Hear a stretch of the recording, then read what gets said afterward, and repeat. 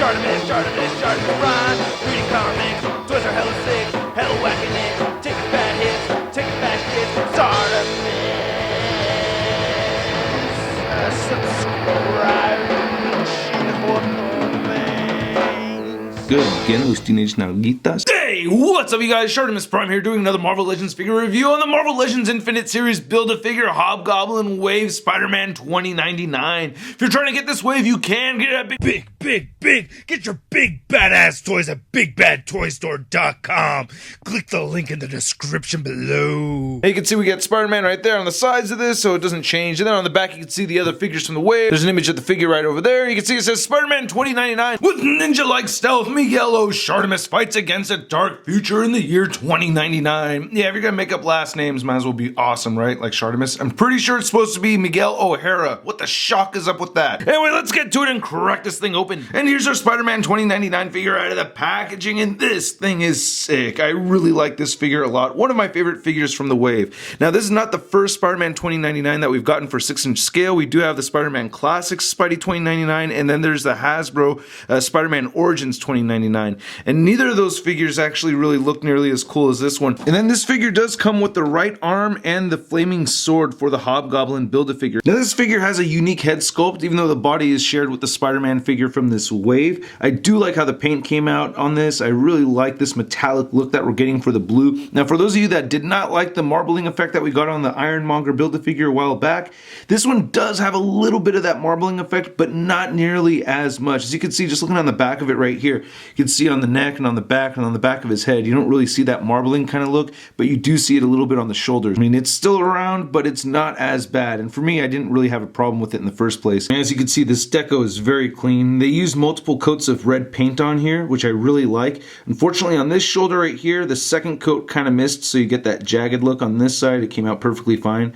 So not a big deal, but just something worth pointing out. And I do like how the red is looking very solid over this metallic blue. You can tell the hinge right there was painted red, but the paint chipped off on there, which I actually appreciate over them not painting it at all. And I do like the way these hands are sculpted. I like how he has the talon fingernails right there. And one thing I don't like about this figure is that they extended this torso section to make him look a little bit taller, and I think the proportions are pretty weird on this. Like for instance, the dick arrows over here, and I call these muscles the dick arrows because, well, look where they point. But I think the dick arrows are way too long. It's like they doubled up on this piece right here. I mean, just from my personal knowledge of human anatomy, I think this is a little off. I think they extended this too long. If they wanted to make the figure taller, I think they should have extended the legs. Anyway, the musculature looks good on these legs over here too, and again, we do get more of that marbling kind of effect, so it does stand out a bit more on the legs, especially compared to the torso section, but it doesn't bother me. Like I said, never bothered me with the Ironmonger, and it doesn't bother me now.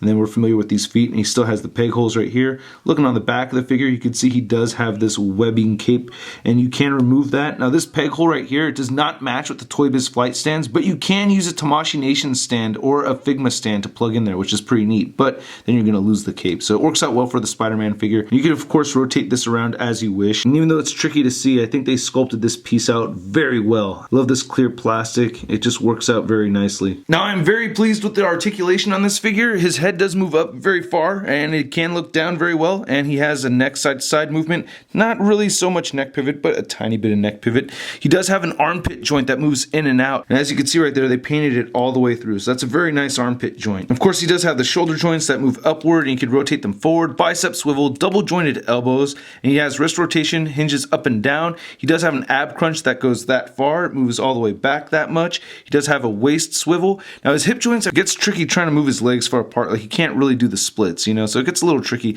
So he can kick up that far though, and he can move back that much. He has an upper thigh swivel, double jointed knees that bend in very, very well. I really like that. And then the ankles move down, up, and of course the beautiful ankle pivot. This figure stands at 6¼ inches tall. Now here's Spider-Man 2099 compared to the Marvel Legends Superior Spider-Man, and then the Marvel Legends or the Spider-Man Classics McFarlane Spider-Man figure. Now as you can see from the waist down, the Superior Spider-Man and Spidey 2099 share the same exact parts, so the same exact height, but you can tell this figure is just a little bit taller, and you can see right there where they extended this torso section. Now I have this figure over here, as this is most Marvel Legends collectors' favorite Spider-Man figure. His legs are a bit longer, so what I think they should have done here is extended the legs a little bit more instead of extending the torso. Here's Spider-Man Spider-Man 2099 compared to the other figures from the wave that I've already reviewed. And then here he is next to the Marvel Legends Big Time Letdown Spider-Man. And this is a good comparison to show us what Hasbro has been giving us for Spider-Man molds as to what they're giving us for the future. There's the classic regular Spider-Man from this wave, which I'll be reviewing tomorrow, so stay tuned for that. And then here's a figure up on a Mafex stand. I have his cape facing upside down, so it looks like he's fallen. I really like this figure a lot, man. It's very fun to pose,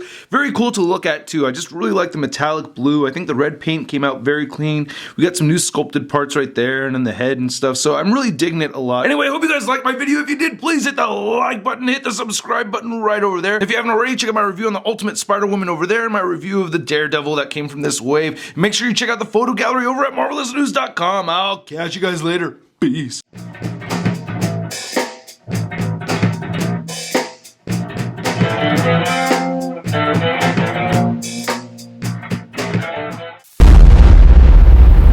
That's crispy. Torso section to make him a bit... Oh, damn it.